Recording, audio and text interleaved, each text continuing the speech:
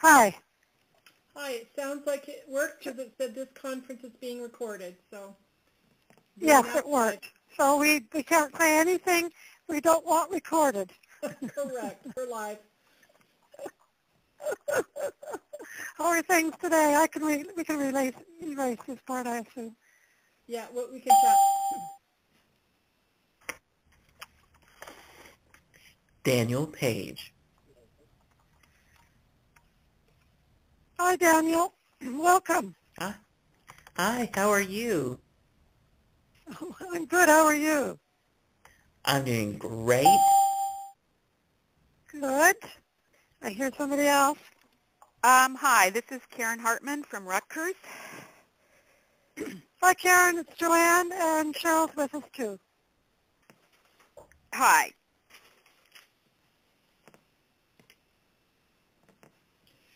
I think we're a few minutes just before 1 o'clock, so I'm gathering we'll have a few folks pinging in as we go, and just so you know, the call is being recorded.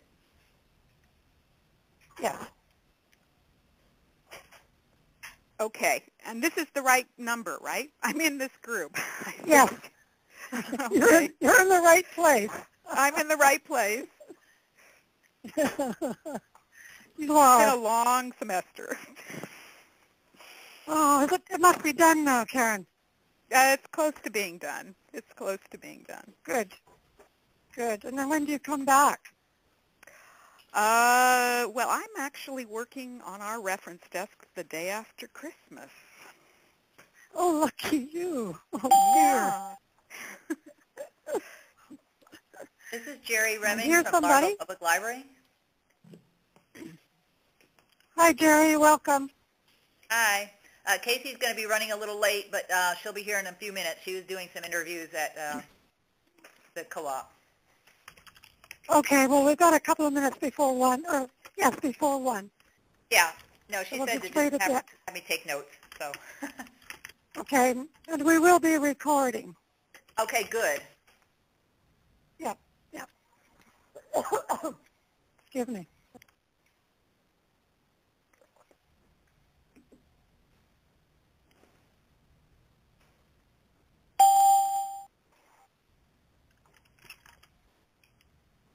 Oh, hello, this is Kaya Danda from Rutgers. I didn't catch that. Kale? Hello? Yes, this is Kaya. Hi, Okay, Joanne. thanks. How are you Hi, doing? Kayo. Hi. With Karen, I think. Oh, okay.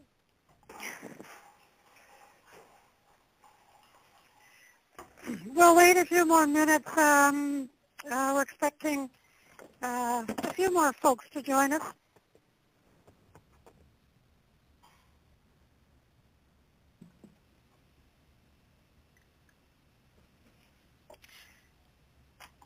We've got Cheryl Gorman joining us from the Institute.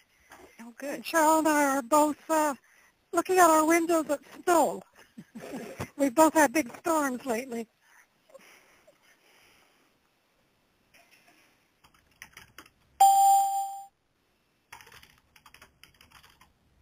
Todd Stevens. Steve Smith. Hi, Todd and Steve. It's great to hear your voices. Hey, Joanne. How are you? Well, I was just saying it's a beautiful sunny day with lots of sun glistening off the snow. Oh, wow. Well, it's a bright sunny day here, but no snow. Who are you? Hi, I'm Sarah Chilton. Sorry? Was that Sarah?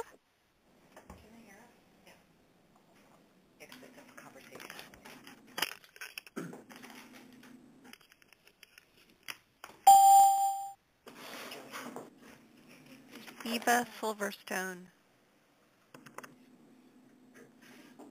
Hi, Eva. Welcome. Thank you.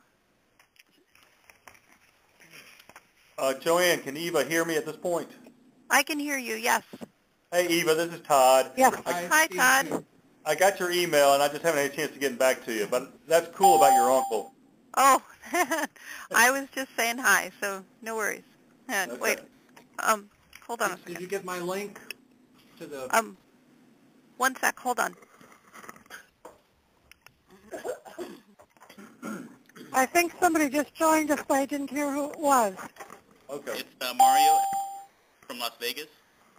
Okay, I'm back. Was that Hi, Mario? Mario. It's from Largo.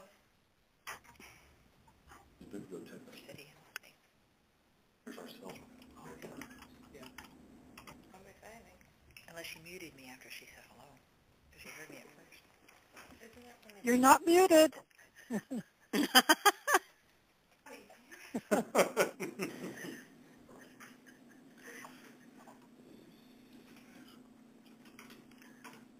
I've got just 1 o'clock now, so we'll just wait a couple of minutes. Okay.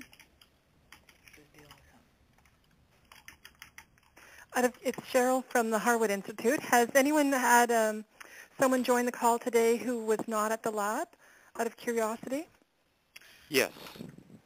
Yes. That would be me, Robert Roos at Spokane Public Library. Welcome, good. Robert. You're there with Eva? Yes. Yes. And Sally. And our director, Andrew, is Sally. joining in as well. And I'm here, Andrew Chance Great. with Spokane Public Library. Hi, Good morning, Andrew. this is- Welcome. Hi, thanks. Sorry. You guys want to introduce yourself? This is Mario. Nikki Winslow is here as well from Las Vegas. She stepped away, but she's going to be right back. Okay. Great.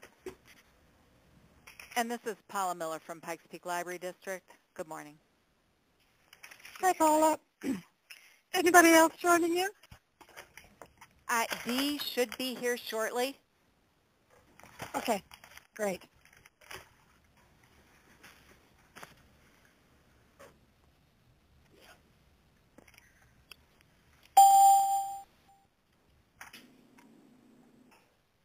Hi, this is Sarah Thiel from KU. Hi, Sarah. Welcome. Hi, Joanne. How are things in KU? Well, fine. Just fine. Good. Where are you? I'm in Nova Scotia.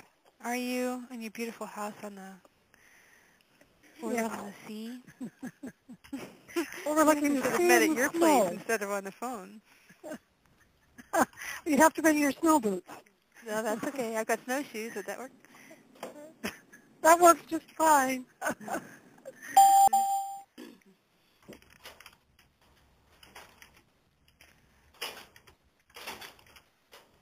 Who was that?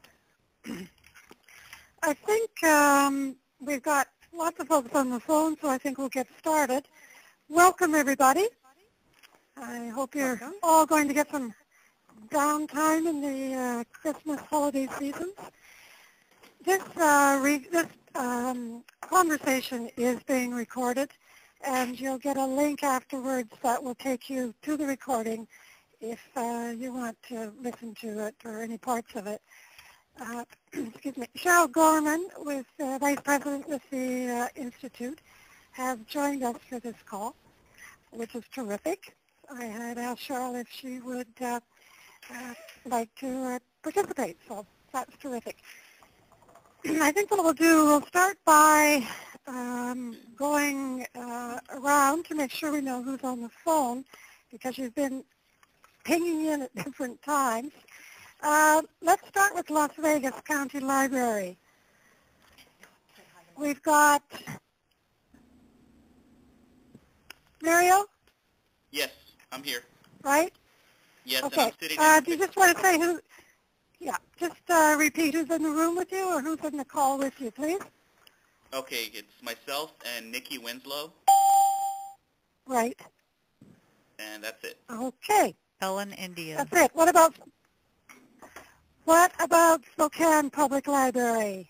Well, I'm Sally, and I'm on the call, and of course Eva's on the call with me, and our director, Andrew Chance, and our support services manager, Rob Roos, have joined us this morning. So That's great, Lynn. Great. Berkeley Public Library?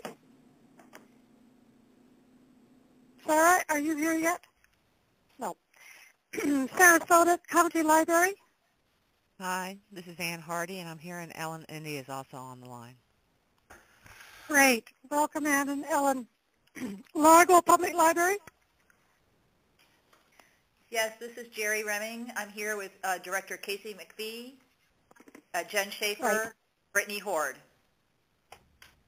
Great. So, 4 of you. Terrific. How about Pikes Peak? Pikes Peak. I got that backwards.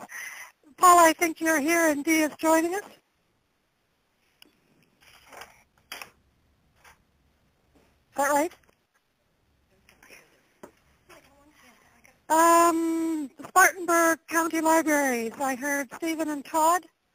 That's right, we're here. Great. North Vancouver. Kara, are you there? No. Daniel, you're here from Germantown, Tennessee Public Library? Yes, I am. And anybody with you? No, not today.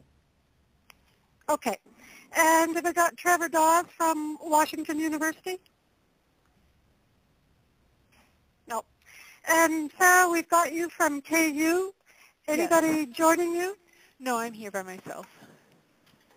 Okay, and we've got Kaio and Karen from Rutgers University, right? Yes, but Karen and I, we are at different locations. That's terrific. Okay. I don't know how many of you have ever been on a group call before with, what have we got, 20 folks. We're hoping really to make this into a conversation. The purpose of these calls is really to give you the space so that you can talk about what you're doing, what you're learning, what your questions might be. Joanne, we're losing you. Can you hear me now? Yes, that's better. Is that better? Yes. Okay. I'll just keep letting me know if you're losing me. I was saying that today Actually, these Joanne, calls are really... is there somebody participating by chance on Skype? Because sometimes that will create interference on a group call of this nature. Try again, Joanne. No, don't hear anybody. Okay, that's clearer now. Okay, so third time. These calls are really to create an open space where you can talk about what you're learning, what you're doing, raise your questions. If there's something that's very specific to your particular library, we'll take those calls offline and we can talk about them directly later following the call. So today, what we really wanted to focus on is what's happened, what have you been able to do since you left the lab? Have you been using the tools? What's your experience been? So maybe if we could just start by having an open conversation. What have folks been doing since you left the lab? What's happened with you? What tools? And it would be helpful, since we're all learning each other's voices for the first time, if you could identify who's speaking as you're giving your comment. That would be helpful. I'll dive in. And, sorry, and to model that, that's Cheryl from the Harwood Institute. Sorry, I broke my own suggestion. I'll dive in. This is Sally Chilson. Eva and I, and Eva did our first one. We tried the 4-question aspirational exercise with our administrative team, and that went fairly well. And then Eva led a community conversation with a small group of our public services managers.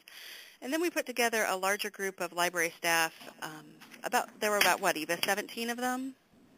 Yeah, we didn't expect everyone to say yes. Yeah, it was kind of cool.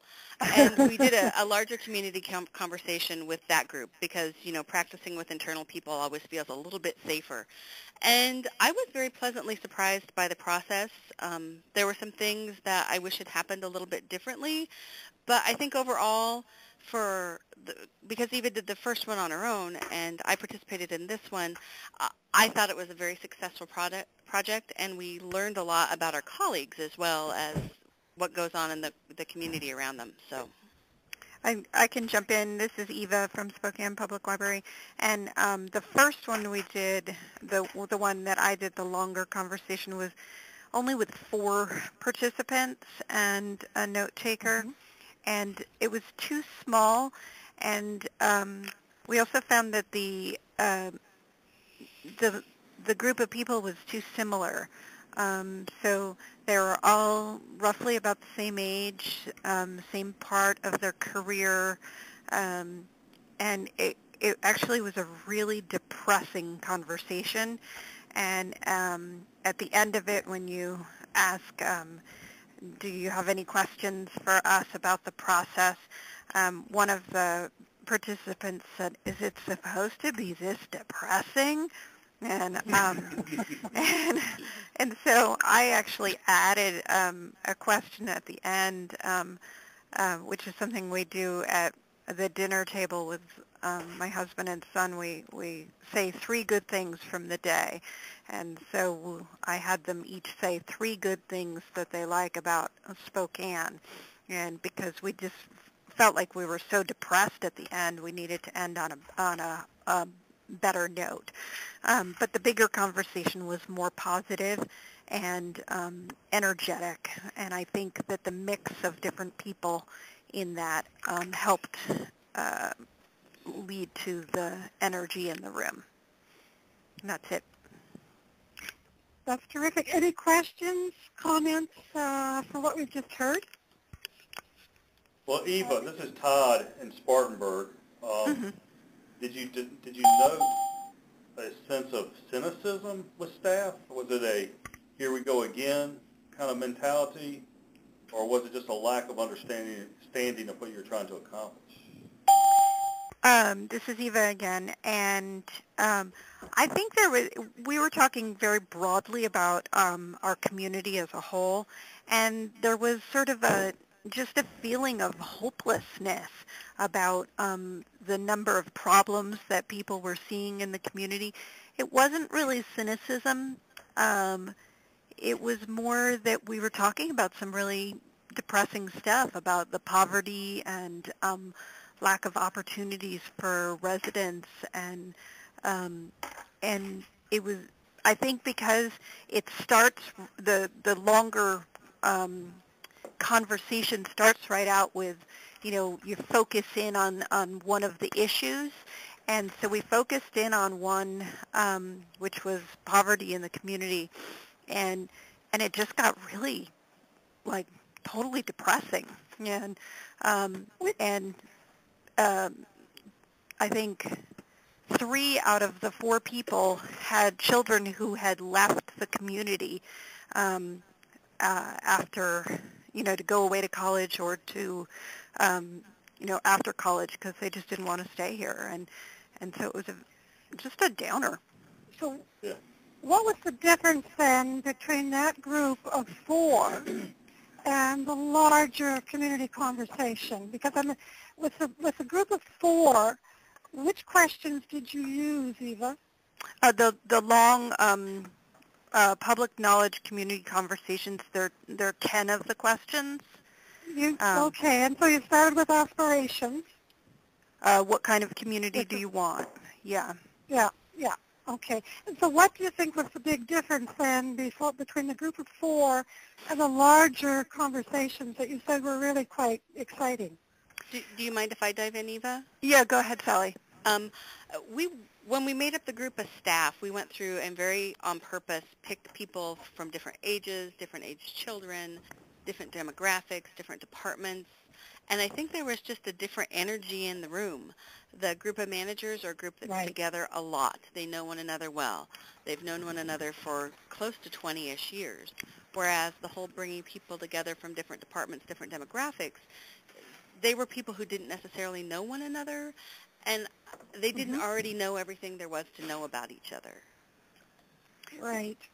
So what do you take away from that? Sorry, Eva, go ahead. I take away from, yes, this is Eva. I take away from that the people who knew each other less almost felt a little more freedom in speaking up because they didn't have these established relationships with one another where they're supposed to be their professional managerial self. And so I think the managers felt a sense of being their library role as a manager, whereas when we had pages and circ staff and maintenance staff and managers all in the same room, particularly the pages were really active participants, and I completely enjoyed having them in the room. They brought a lot of energy. Mm-hmm. And I think that reinforces when we come actually to look more specifically at the community conversations in January. That really reinforces our experience that it helps to have mixed groups. You can build some energy, which is what I've just heard you say. That's terrific. Anybody else? Who else would like to talk a bit about what they've done since we left the lab? Well, one thing I'm thinking of, this is Sarah Thiel from University of Kansas, and when you're saying that these small groups were depressing, I had a similar experience. I have done a couple of things in talking with my colleagues, but also my first jaunt into this was with a group of family members, and we were trying to tackle an issue, and I realized that, and I think it was true with a group of staff members too, that when you start asking people about their aspirations, and if they really answer you, it can be a very emotional conversation. And I guess I realized, especially the smaller the group and the more open people were, I felt the level of responsibility that I hadn't quite anticipated for having asked these questions and providing a venue for people to really start talking about their aspirations. It got kind of deep right away, and I don't know, I just noticed that it was a real responsibility I felt I realized once I was in the middle of it. It's like, yikes, I've really taken this on. And, I was really glad for the facilitation ideas, checking the clock and making sure people, we stopped on time, because it could have gone a long time. And I don't know, I think it was just interesting. But, what you're saying is depressing. I'm wondering if it, the aspirations don't just sort of come with emotions just on their own. This is Sally again. Go ahead. Sorry, Sally, go ahead. Well, I was going to say the second group was actually kind of uplifting. The first group was kind of a downer.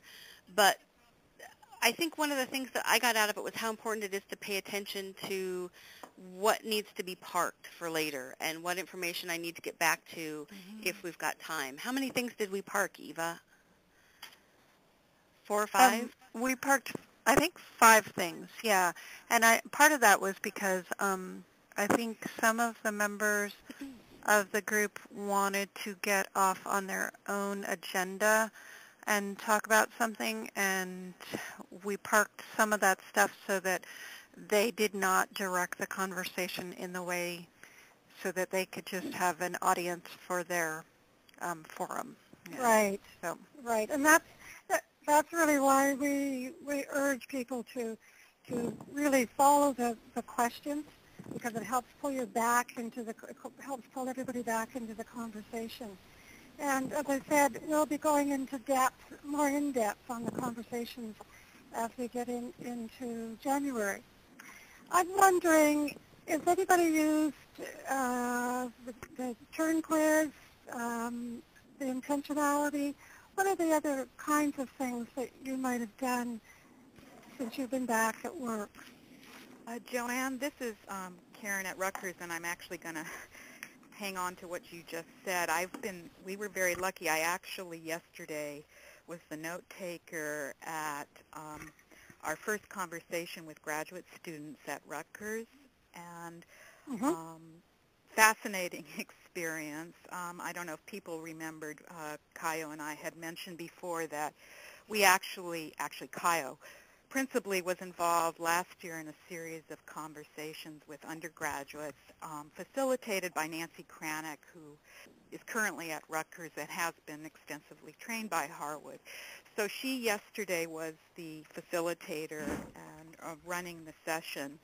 And, you know, this is a particular group of students, but I can speak to having a mixed group in the sense that we had both master's and PhD students across social sciences, humanities, and the sciences. We had about a dozen, which seemed to be, I can't imagine a group larger than that, so I'd be interested in your perspective on that, because the conversation really flowed. And I have to say, I hope I can get as good as Nancy at some point as a facilitator, because we did use the note-taking tool, those questions, and she was very good at pulling people back on track, and also kind of as she went along synthesizing, restating some of the patterns and themes she was hearing. So for me, it was very invigorating and promising. I will say, though, as a note-taker, things were flying pretty fast, and it was kind of an interesting process trying to, after a while I gave up trying to fit what people were saying underneath this appropriate question because it really wasn't time to do that, and I'm in the process now of going back over and doing a little bit of the thematic kind of thing and moving things around. And I also, just from a practical standpoint, for those of you, once we start into this, I also have a backup. We had a backup note taker, and so we're going to be consulting on that. But again, I just thought it was really fascinating, and people were very open and given this particular group. But I would wonder what you say about the number in terms of optimal numbers. Does it depend on the audience, the group you're working with? Well, we would certainly recommend. I mean, 12 is a in many ways you've hit the right number. We say, 8 to 14. Some organizations have actually ended up with larger numbers, and the challenge with that is people really don't have an opportunity to express themselves in any real way if you're trying to facilitate this in 90 minutes. So what we've recommended to groups in the past, if you've got more people who are starting to express interest in the community conversations, organize another one. But don't let it get too big on you, because, as I just said, it gets really difficult then for people to have enough space to open up. So I think your experience tells us that really works for you, and we would encourage you to keep them around that size. So what's your big takeaway from as you go forward into more community conversations? My takeaway, just how much my walking in with what I thought people were going to say was completely blown out of the water in many ways. I don't know. And that this particular process seems to work I think works very well. And the question, I was concerned that the way we asked the questions in this process was going to be a little foreign to people, but they seem to really understand and respond to the questions, the issue of aspiration. Yeah. And we've, certainly found that people are just so appreciative of the fact you've asked them.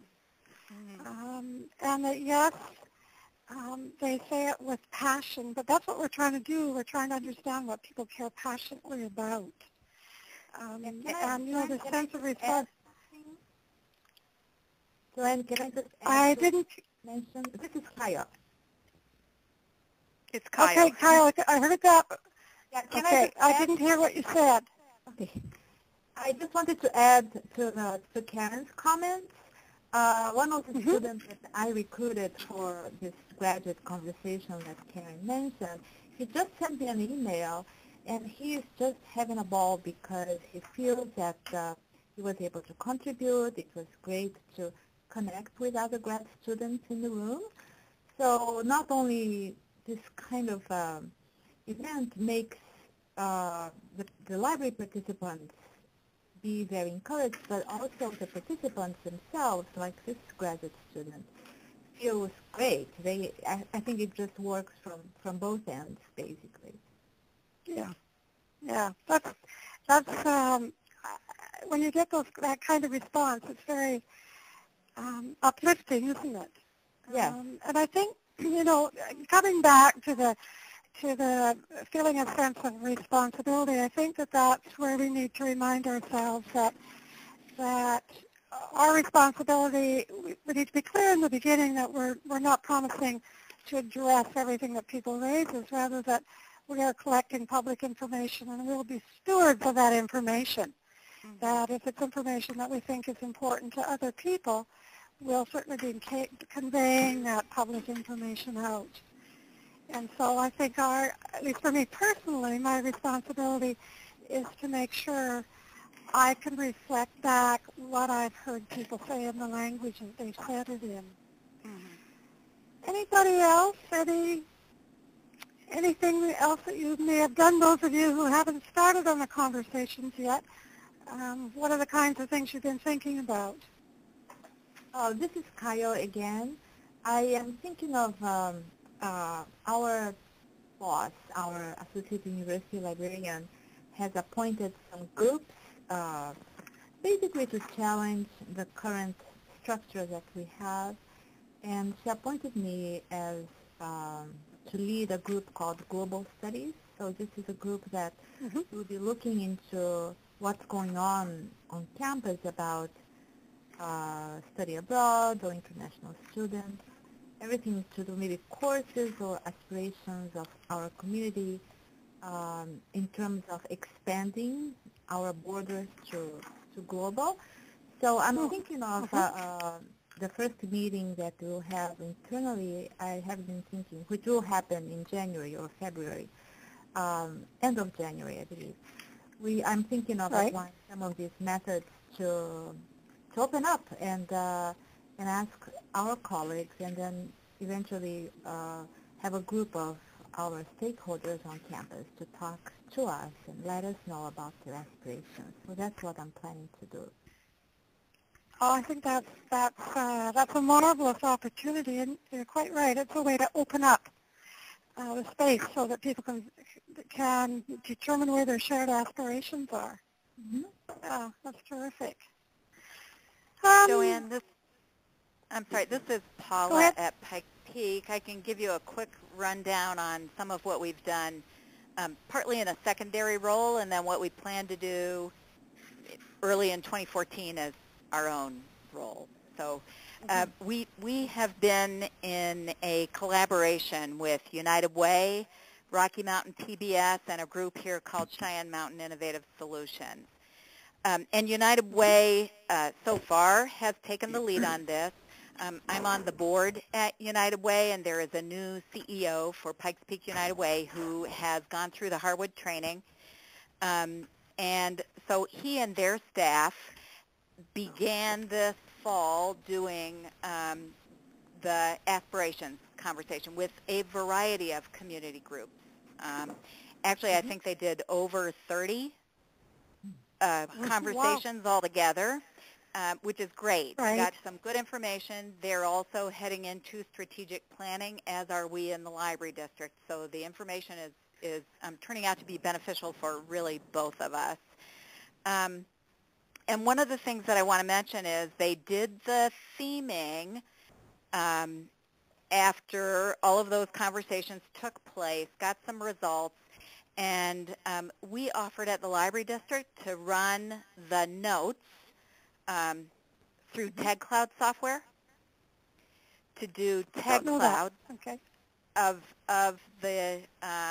of each of the various groups, and then a summary one of results, which was really interesting, kind of analyzing through two different mechanisms, both the theming and the doing it through the data analysis of the tag cloud and came up with top community priorities there. And what was interesting to me is in doing the tag cloud, you also get a sense of, so the top 3 priorities ended up being jobs, developing youth, and mental health.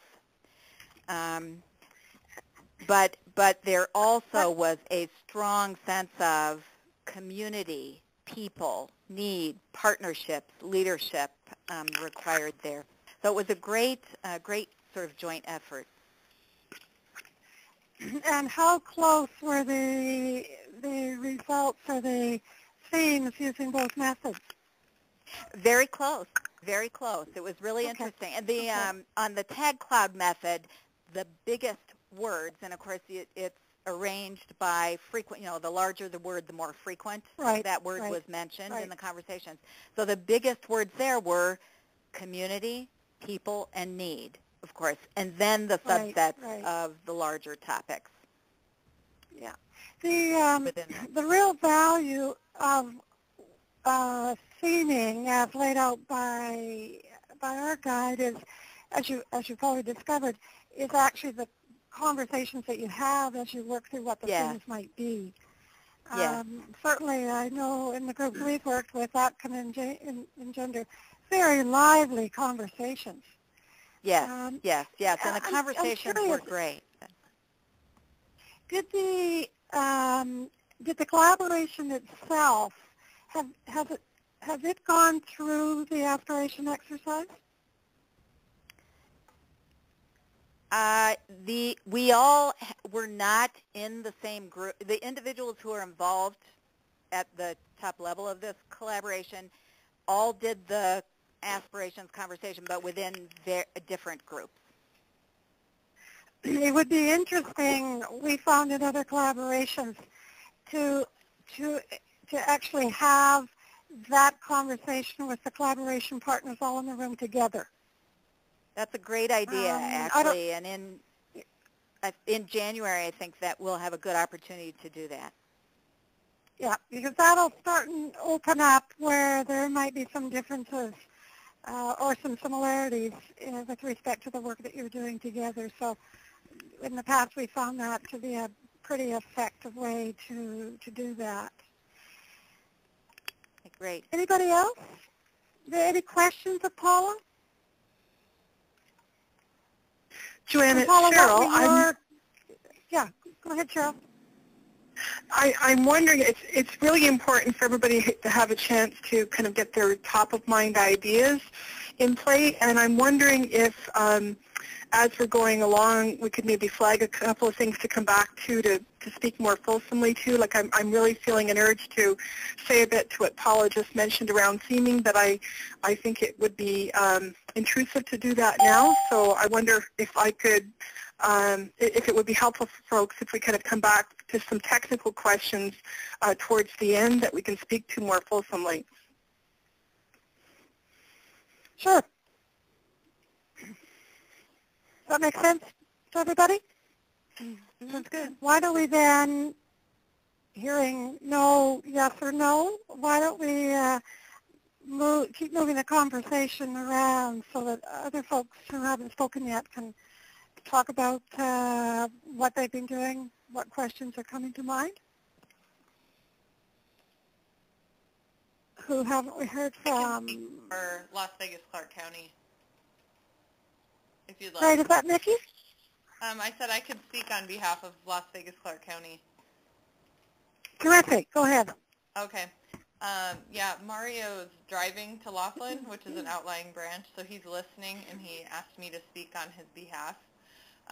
When they came back from the Harwood training, the three of them, it was Carlotta, Kim, and Mario, they were tasked with a public innovation team, and I was also included on that team. I was a member of the ALA Leadership Institute that met in August, and we touched on Harwood as well. So the four of us were put together. Since they came back, we've debriefed twice, basically talking about the different tools and framework involved with Harwood. And then since then, we've met with our deputy director and our assistant public services director, who gave each of us a task to carry forward. and we're going to utilize the Harwood tools in order to accomplish these tasks. Again, this is still kind of in the planning stage, and most of us are going to be like meeting with the committees that we're heading or whatever within the next month or so. But, you know, we all agree that they're great tools, and right now our turning outward basically is looking at the community within our district to start and then reaching out to the public as well. Sounds like you're well on your way. Any big or not so big questions that have popped up as you've been doing your planning? Trying to think. I don't, for me it seems like maybe between the four of us we're all interpreting everything a little bit differently. So it's utilizing the tools in the way that works best for the tasks that we've been given. For example, one of us, Carlotta, was tasked with coming up with child card guidelines as far as like if kids have foster parents or guardians or whatever, because it's kind of unclear right now. So it's taking these tools to sit down and work with the circulation department heads to move forward on it. And it was funny because one of the things that was said earlier, and I'm sorry I didn't catch everybody's names, was that sometimes it is harder when you sit down with a group of people you know and have a history of working with them on things with. And I do think that's one of the biggest challenges Carlotta is going to face, and why this Harwood principles will work really well, because you're kind of giving the ground rules and establishing what it is you're trying to accomplish. But the other thing that, like, Mario and I sat down and went through the notebook that you guys all did as well, and to me, the root question of all of what is trying to be accomplished is, why are we doing the things that we're doing, and how can we explain this to our public? So I think if each of our task groups or our committees think about that and all that we're moving forward to do, and of course I think that encompasses the authority, the authenticity, and taking into account their aspirations, then really you're moving in the right direction. So I really appreciated what was brought back to our district from the training. That's great. How about Steve and Todd? What have you been doing in Spartanburg? Oh, not much. I don't believe that. You know, we've sat around and wrestled with this thing. As y'all know, Carlton Sears has a connection to our community. And so, you know, so we've taken this very seriously as far as our approach.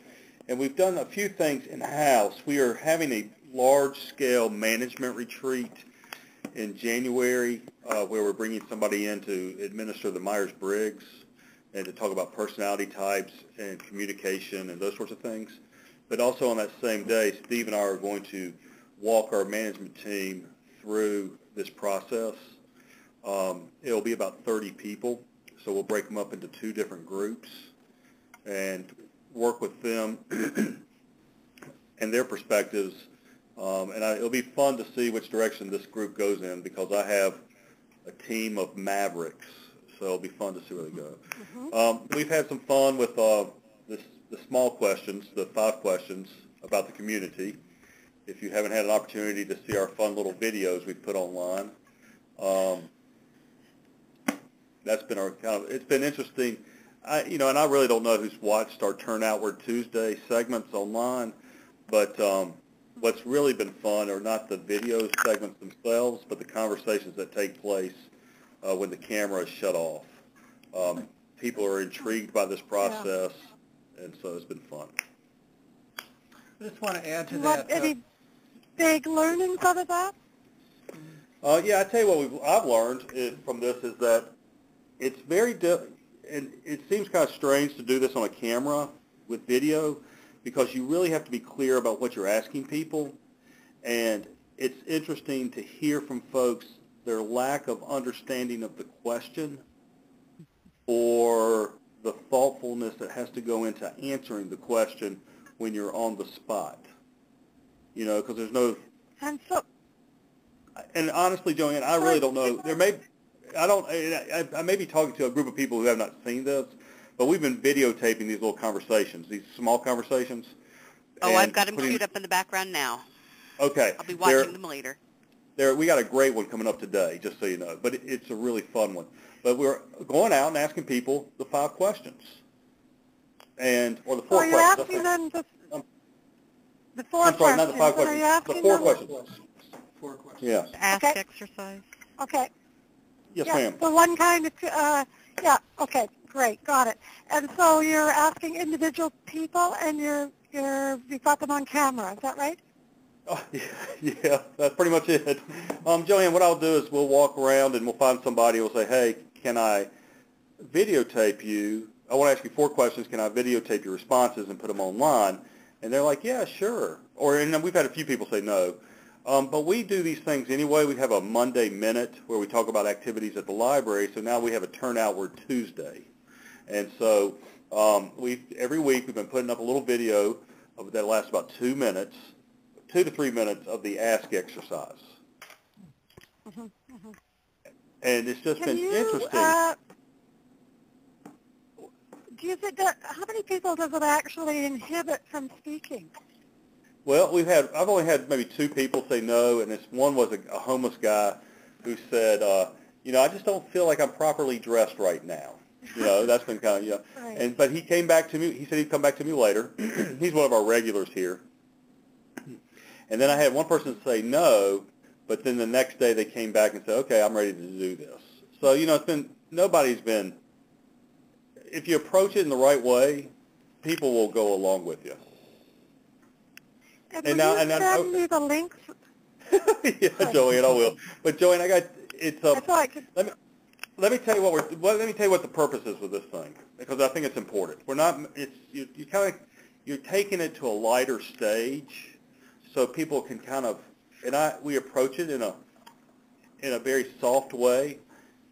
My staff watches these videos as well as people out in the community. In fact, I heard from somebody in Virginia yesterday who's been watching them. And it's just a fun little way of introducing the concept. Now, after January 1st, we're going to ramp up our effort to be more comprehensive. Now, Steve, I'll send you that link, Joanne, but Steve has really been working with his core staff on this as well. Yeah, we've basically talked about the method, and we've looked at the questions, and we haven't done a group conversation yet.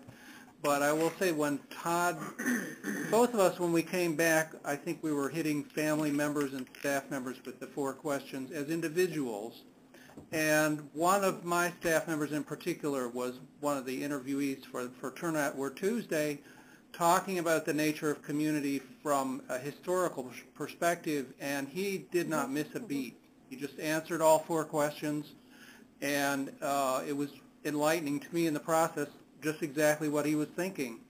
So I'm thinking I'm going to use the method one-on-one in this same experimental frame, and then take it to a group discussion, because they know generally what the Harwood method is and what the approach is.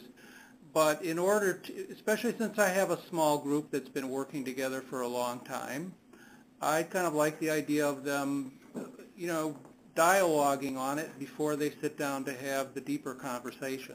So that's where I am right now. So just a quick observation. You're gathering lots of individual knowledge that will you be adding then through your larger conversations? You'll be adding what you've heard from the individual conversations, the videoed one, to what you hear of the group conversations? Yeah, I think probably my individual conversations are going to be off camera, but they will help me as a facilitator to work with the group. And I think the group I'm hoping the group's more comfortable with the method, having tried the shorter version, having the deeper conversation. Right. Any comments on what you've just heard from Stephen and Todd? Questions? I love the idea of prepping people. Do you think, have you done a larger conversation? I'm sorry, this is Sally. Have you done a larger conversation yet with the people you've prepped, or not? Not yet. Okay, I'll be interested to hear how that turned out. Yeah, I think in January we'll be able to tell you how it went. Cool. But I do think it's really interesting because when I have filmed the kind of the guy on the street or the woman on the street interviews with people on the 4 questions, I will tell them before we start running the camera, okay, these are the 4 questions I'm going to ask you. And boy, by the time you get to question 3, they're like, wow, you really want me to think. You know, and so it's interesting. People want to process this, and they want to have time to absorb it before they respond to it. Because they're pretty deep questions. They are. Right. And I'm assuming that, go ahead. Yeah, this is Kyle. Kyle? I was wondering about the use of video. This is a question to Stephen, right, who created the video? Todd. Todd, I'm sorry. I was wondering how are you going to, if you could talk a little bit more about how are you going to use these video clips as a conversation, as you engage in more conversations in your library? And what kind of value do you think, what is the value added of having something like that? I'm not sure. You never know what the value is. It's interesting because in today's social media world, it's an opportunity to tap in to a broader community, to hear about what other people think, about what they want in their world. And so I would say the added value is the exposure beyond the walls of the library, and to give other people the opportunity to peer into a conversation, and that is what has happened. Now, it's not something we're going to keep up forever. It's an opportunity to introduce the concept. It's an opportunity to get people involved in it. It's been fun to see folks who are standing around watch. It's fun to see people standing around watching the video and then to talk afterwards. So what we're going to do, we've done probably about 6 or 7 of these things. What we're going to do now is bring out the commonalities of them. And because we have some folks, we had some really cool ideas that have come out of these very brief videos that we're going to push over to other organizations to consider and process. I mean, for instance, we had this one lady. Yes, ma'am. Hey, Joanne. I was just going to say, this, you're not, are you, let me see how to phrase this properly. This does not replace group community conversations, does it? Not at all. It's an icebreaker, I think. Okay. Not at all. Okay. It's a way, think about what we're talking about here. We keep talking about the community conversations, but we're talking about community conversations in the format of around the table with a select group of people. What this tool allows you to do is to push that conversation not inwardly, but outwardly. And that's what social media is all about. So we're just making the most of the tools available to us to expose other people to this process. And there has actually been some very positive reaction from it. But you also have to understand Spartanburg is not a very big town. I mean, so we all tend to know. Right. And so it's an opportunity for us to hear what other people are thinking who may actually just be our neighbor, really. Right. And certainly, you know, some Portland, I think, took what they heard from interviews and then somehow, I don't know if you've seen the video. If you haven't, we'll send you the link. But they shot people with signs that highlighted some of the things that they heard through the community conversations. So they've got a very nice video of sort of community people holding up a sign, and the sign itself had an aspiration on it. So that was a way they could share the message back out into the community. Cheryl, do you know anybody else who's been using aspiration questions in this way? There's a couple of things that I would say. You know, we've had different groups using different media to try and get the word out. I don't think anything quite as disciplined as Todd and Steve have described, but you know, things like word clouds and different kind of short video clips, interviewing individual people have been used, and you've mentioned the Portland short clip as well. I think what I'm really drawn to speak to, if especially if people are on the phone who've not yet, who are still kind of in the learning how to use this tool and haven't really kind of gone beyond folks that they're comfortable being with from a training perspective. The thing that I would want to say is that, you know, it's really important to make sure that the people that are in the conversation are ready to do this. And it sounds, Todd and Steve, by the way you introduced how you've invited people to do this and explained why you want them to do it, that you've set it up beautifully and created a safe space for that to happen. And I can't remember who at the end of the call was speaking about how emotional, they hadn't been prepared for how emotional people were in the full-length community conversation.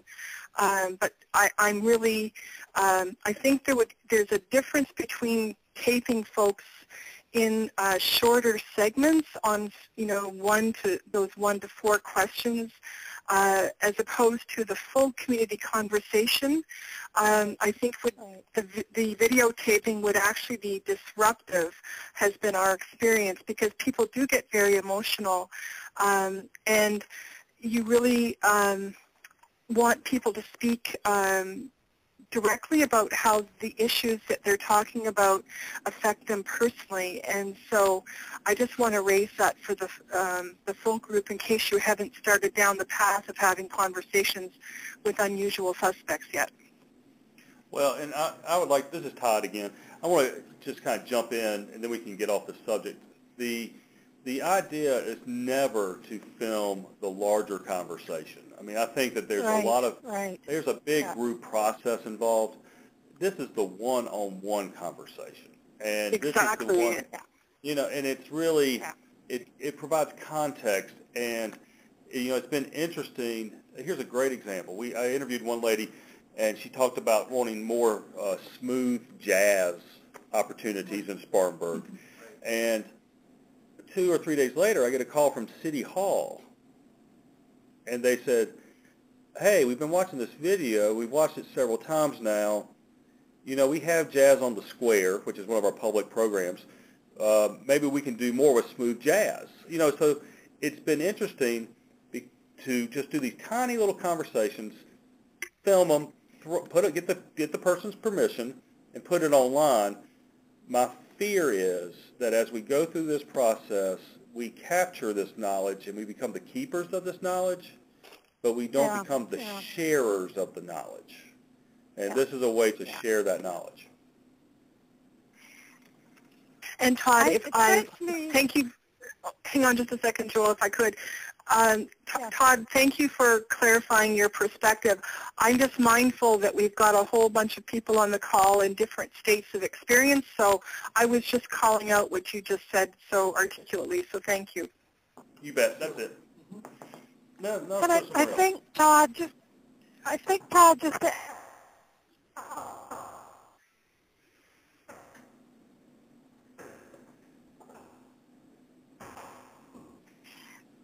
opportunities that you've created, and I think it would be important for us to understand how you've made people feel safe.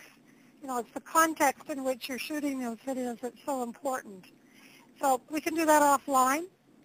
Okay. Because I think if we just look, so I'll get back to you to do that so we can share out with people, as I've just said, what have you put in place that makes people feel comfortable that they're able to do this with a feeling of safety. And creating excitement across the community. Yeah, that'd be great. Okay, who haven't we heard from? I can't see your faces, so I'm hoping that you'll speak up if we haven't heard from you. Hi, this is Casey in Largo. Hi, Casey. Hello. Well, the first month back, I pretty much said I was all Harwood all the time because I had to kind of come back and be the cheerleader, and we did a lot of staff aspiration exercises, some with boards, ventured over to City Hall, And I guess I was a little naive about, enthusiasm and excitement when it came to community aspirations. Some people felt that the political figures in the city wouldn't approve of library staff going out and asking these questions, and so I had to kind of find some allies in the process. And so I kind of felt like the library was really ready for this, but maybe the city as an organization had to get ready. So that's been a lot of what I've been doing. And I have found a couple of people, and we have talked about changing the community engagement sessions that we have every year in the city to reflect more of the Harwood approach, but I've been told that will take a year to do so. And but at least that part is happening. And it was very anti-Harwood the way we did community engagement previously. It was very inward, and I think I've gotten everyone thinking about turning outward, and they see the benefit in it. It's just that it takes a while to make those changes.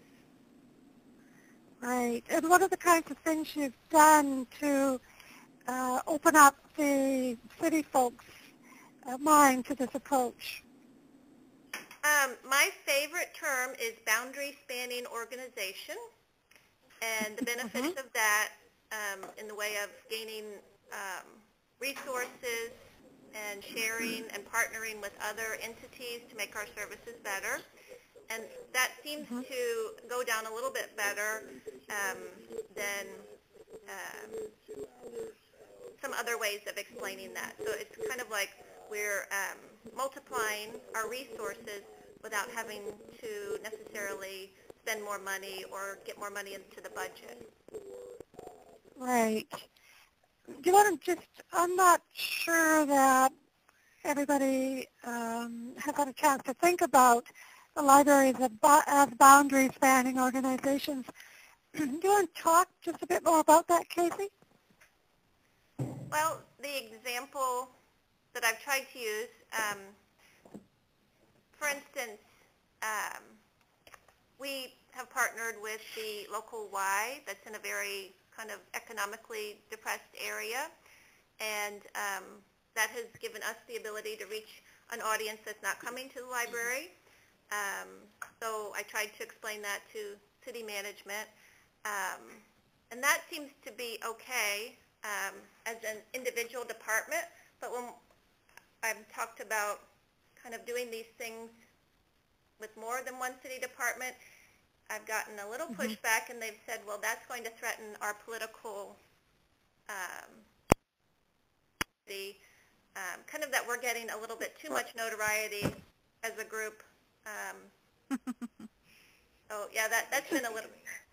They should be doing it. It's the council or the commission that should be doing those types of things. It's almost like the library can do it by themselves. Like we can just go out there and partner. But when we start talking about fire and police and library doing something together, it gets a little bit too big for comfort. Has anybody else had this experience where they've had to deal with the kinds of things that we just heard Casey talk about with respect perhaps to a city hall or a regional governing body?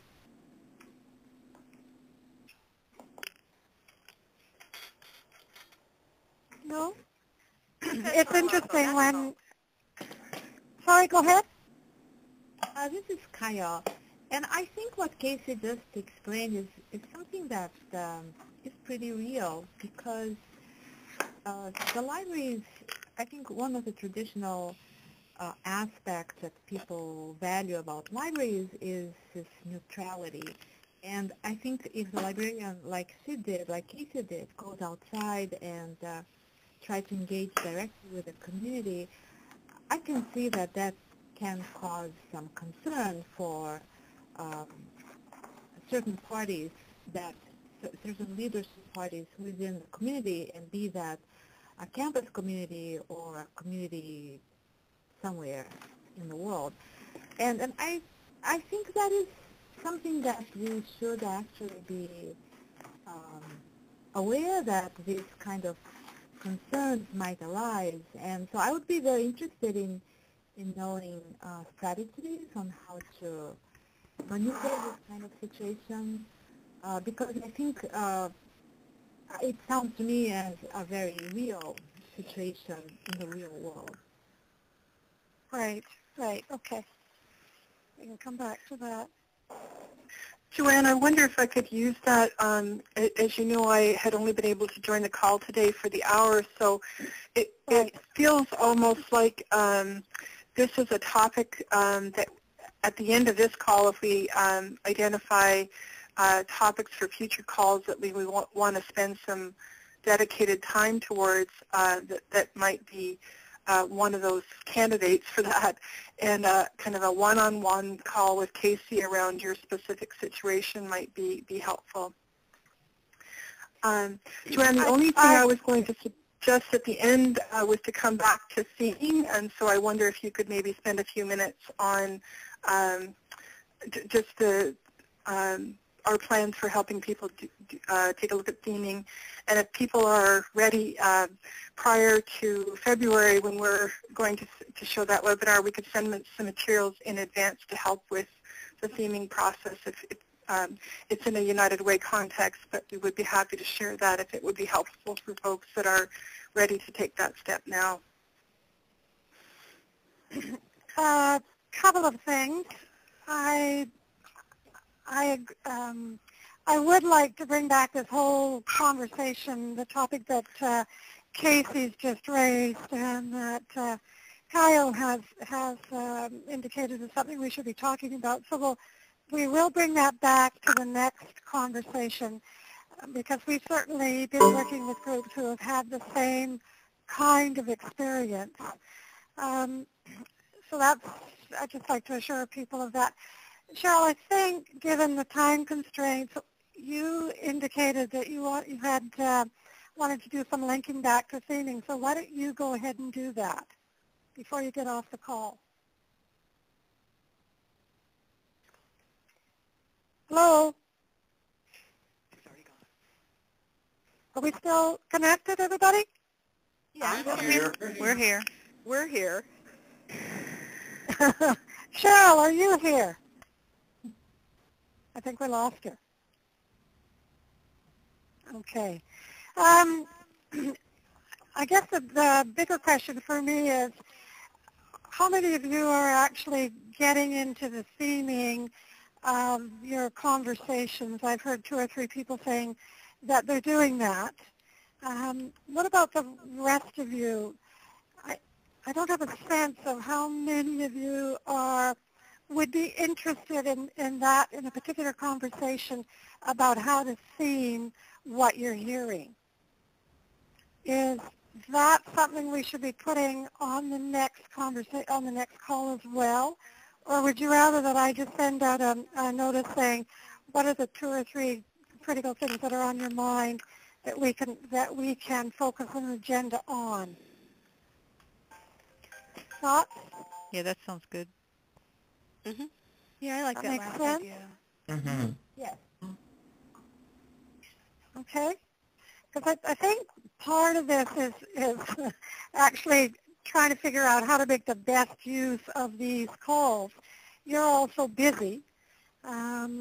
We need to make sure that they work for you and that we've got a chance to wrestle to the ground some of the questions that are common across the call, even though you're all at different stages. So, Joanne, this is Sally. Can I throw something out there that would have made this more valuable to me?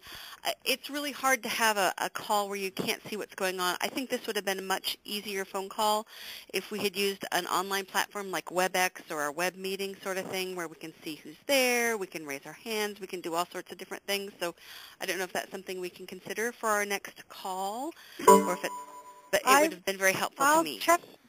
Yeah, we're probably all the same, especially those of us who are just by ourselves.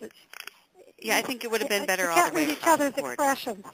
Yeah. Well, we can't do that in web meeting either, but we can have a better idea of who's there and who's talking. And right.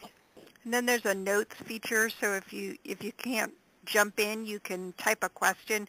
You can also raise your hand so that if you are shy about diving in, you can raise your hand, and then the moderator can say, "Oh, I see so-and-so wants to talk."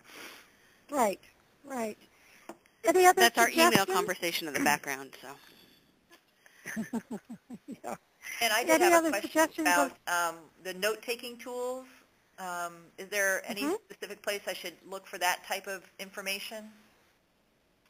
There is a community conversation guide. There's some very specific suggestions as to how to approach your note-taking. I download the How Librarians and Libraries Can Lead Community Conversations for Change, a conversation guide, but it doesn't have a lot about note-taking. It did have some, just a couple lines, something more specific. Okay. And who am I talking to? I don't know all your voices yet. This is Jerry at Largo. Sorry? Jerry Hi, at Jerry. Largo. I'll send you. Yeah, got that. Jerry, I'll send you something. Okay. Could you send it to all of us? With that? Okay. Could you send it to all of us? This is Eva. Yeah. Okay, any other burning questions?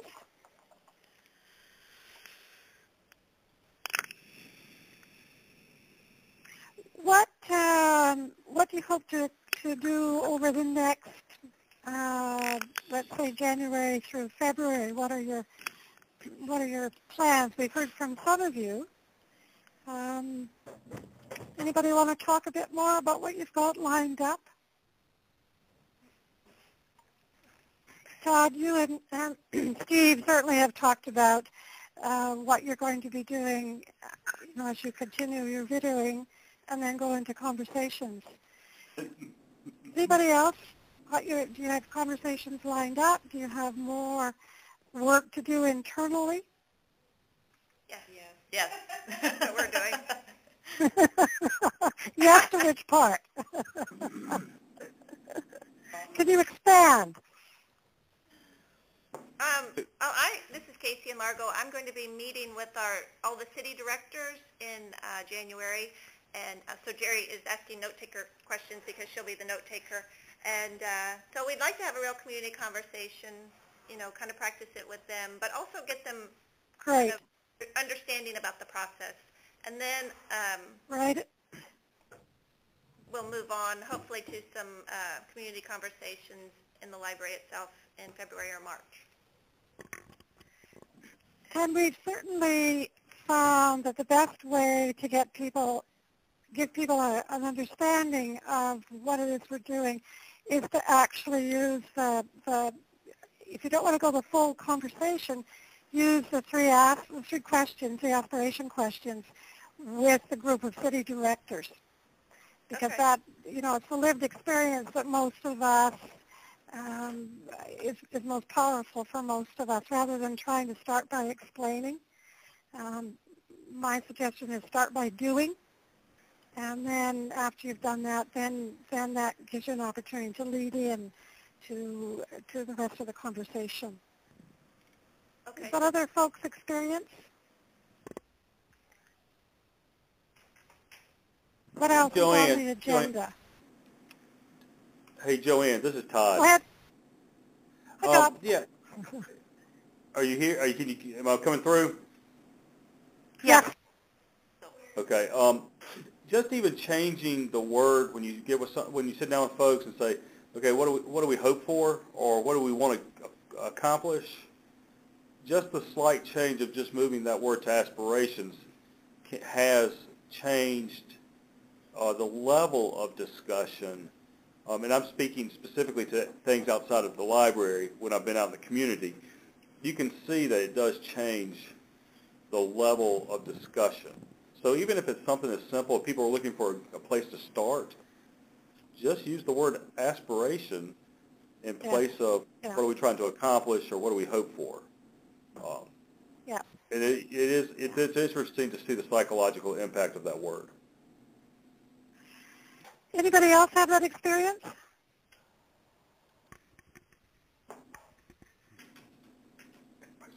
I think, Todd, you've made a really important point. My experience is that if you use the word aspirations, somehow it takes people away from where they usually go, which is to wants and needs, which, as we know, ends up in a very different kind of conversation. So I certainly agree with you that framing it as an aspiration. And you may find that some groups that you're having a conversation with kind of look at you in puzzlement. And that's when you can talk a bit about, what you can use other language, but as you're trying to get people to understand it. But in my experience, I always come back to aspirations. Make sense? Mm-hmm. Yep. Yes. Yeah. Anything else? As I said earlier, has anybody used the self-assessment, used the turn quiz with your organization? Remember, it's the one that asks you, it helps ask you to think about whether you're turning outward or not. People recall what I'm referring to?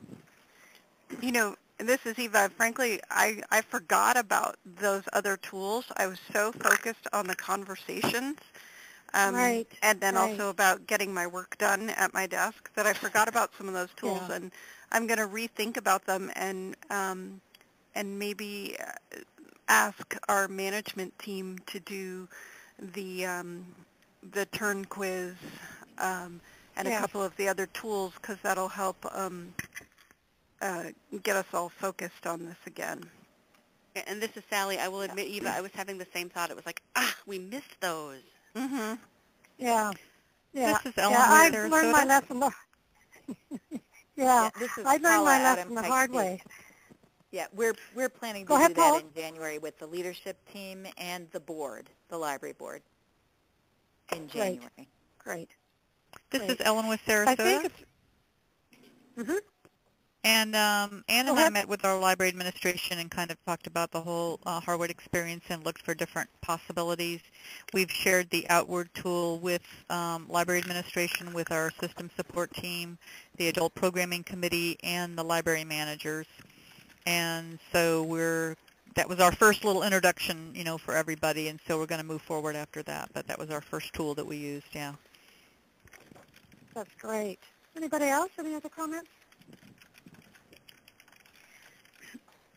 I think that the turn quiz, if you go back to your binder, there's a series of questions after the turn quiz that are helpful in terms of trying to understand what the turn quiz tells you.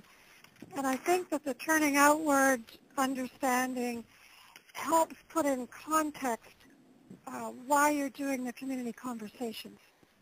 So I really urge you, for those of you who haven't had a chance to go back and reflect on those tools, Eva, you said you're going to just kind of have that aha.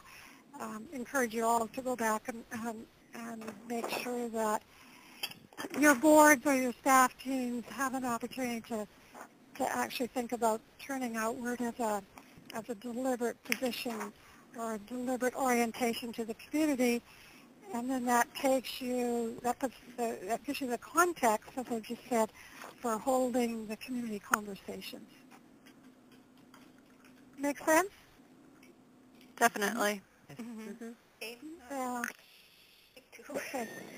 Anybody have any final kind of questions, comments, suggestions? I'd like to do that and then brief you on what's coming next. This is Eva. I have one comment / suggestion. After our large group one that we did last week, one of the participants commented that he thought that this was going to be something totally different. And I think our public service team, our management team, they all know what's going on because we've been conversing, but we didn't do a good job introducing the concept to the participants, and the poor guy just sat there like silent the entire conversation. He was really taken for a loop by what we were doing. So be sure to let the people know what it is and what to expect. Otherwise, they might be really caught off guard. And that's my suggestion. This is Ellen. I have a question about that. Sure. Go ahead. When you meet with people, like you were saying, to be really clear in the beginning about what you hope to achieve with these conversations, do you couch it, as Joanne put it earlier, in that we're trying to collect public knowledge and we're the stewards of that information? Because I know that sometimes people, if we are facilitating this, but we maybe don't have the answers, in and of ourselves as a library system, but we have to kind of defer to another group, they may be frustrated that we can't solve their issues right away. So I wondered how you phrased it or couched it. This is Eva again, and we did do that in the actual conversation. We said, exactly what you just said, that we're not going to solve all the things that come to the table today, and we're going to collect information, and the idea that libraries are a great keeper of public information. So this is libraries are perfect organization to lead these conversations. Okay. I think that once this particular individual was at the table, he was like, oh, so this is what we're doing. But in advance, when I sent out the email invitation to everyone, I should have sent, a little more definition of what a community conversation is, and then maybe a little bit of background about the Harwood Institute and our experience.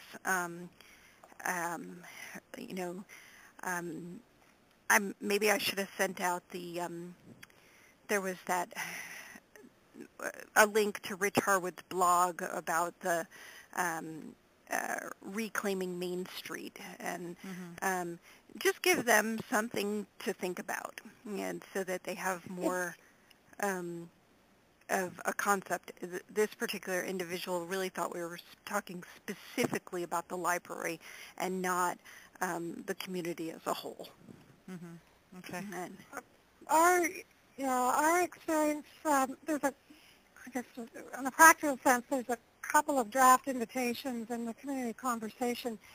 Our experience has been that what's really important is for people to understand just what was said. You're gathering public knowledge because you want to understand what people care about in your community, what they aspire the community to be, and that you will take care with that information. You'll steward it, and you will certainly give it back to them, but also you'll make sure that it goes into the, that you share it with people who have some potential, some responsibility for a particular issue. Our sense is that most, and again, I don't know the communities you're dealing with, most people don't want to hear much about the Harwood Institute. What they really want to know is why have they been asked to come, what's the purpose, and what will happen with this knowledge that they share with you. And as long as you're clear about that, certainly our experience tells us that most people are really, really pleased and emotional about being asked these kinds of questions, probably for the first time ever. And that knowledge will not be lost. Yeah, go ahead. Oh, Joanne, this is Todd, and I'm sorry to interrupt you, but I think it'll be interesting to see as we go, as stewards of information, libraries they collect information and they organize it on a shelf to sit until somebody comes in and needs it, and then it is accessed. And so it's really important as a library culture that we're able to make this information more dynamic, make it more dynamic than passive. And I'll be interested to see how we are able to share this over time to the benefit of our communities, because I think that's going to be our biggest challenge. Yeah. Yeah. Because you can go out and ask anybody the questions, but then what do you do with that information, and how do you disseminate it? So that's the piece I'm looking forward to seeing. We'll come back to this on the next call, because I think it requires a further conversation, but I think Todd's just hit on something, you know, absolutely critical, that this, I mean, in summary, it really is we're talking to people who usually have never been asked these kinds of questions, if they've been asked any questions at all. And that gives us an understanding of what people aspire to in their community, and what some of the barriers might be, and what particular role then eventually that libraries can play in addressing what particular pieces of what we heard from the conversation. Does that make sense? Mm-hmm. Yes. Yes. Yeah, and as I said, we've found that just being clear up front at the beginning of the meeting really helps allay some of those questions about, well, if the library is called, the library must be going to solve all the issues, and that's not what the intent of these conversations is. Any other burning comments before we wrap this up? I see we've just got a few minutes before the end of our time. So I've made some commitments in terms of what we'll talk about next time. I'll explore whether or not we can do this through some kind of other platform. And I'm going to talk specifically to Todd to get a better understanding of the context in which they're doing the video clips. Anything else that pops into your mind? Happy holidays, everybody. Okay. Yeah. Now, before we go, happy holidays is a very nice note to almost end on. But I just wanted to give you a bit of information.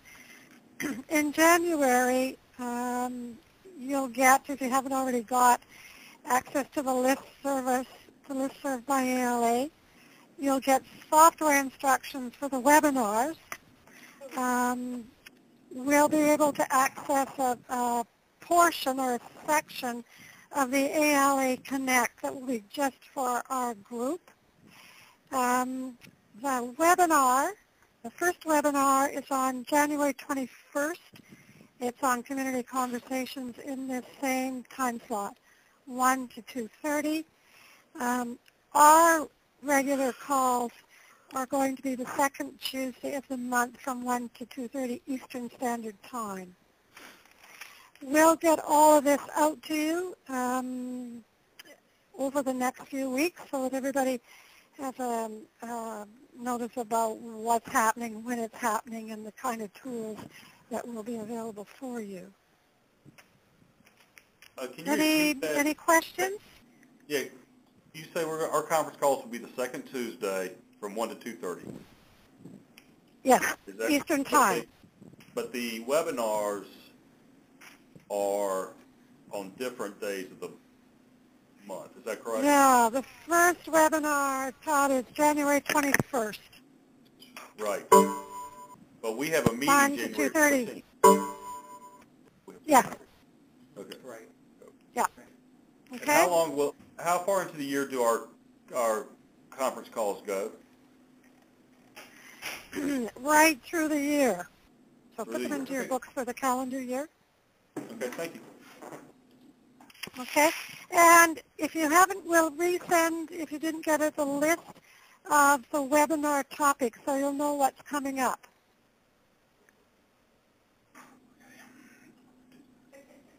Okay? Sounds great. Sounds good. Okay. So thanks, everybody, for your participation. I know it takes us a while to get going on these kinds of calls. I also, as I said, will be sending out a note asking you to identify the questions that are on your mind so we can group them and have a more, have a focused conversation on 2 or 3 of the critical things that are entering into people's minds, if you will. So thank you all. I certainly appreciate everybody joining in and sharing what they're learning and learning from each other.